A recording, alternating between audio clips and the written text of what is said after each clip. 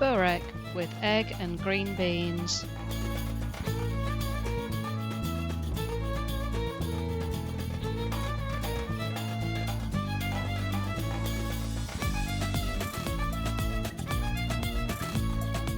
Before you start, thaw out 16 layers of puff pastry at room temperature. Trim the ends of the green beans, clean the pods and slice finely with a sharp knife.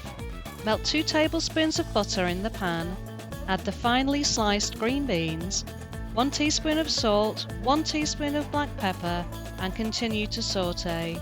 Add 2 whisked eggs. Once the eggs are cooked, remove from the heat.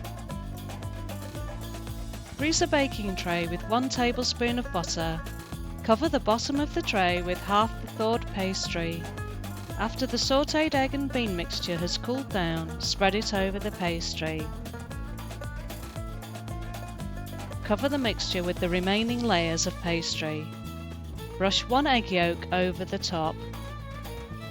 Bake for about 30 minutes in a preheated oven at 200 degrees centigrade until the top is golden brown. Bon appétit!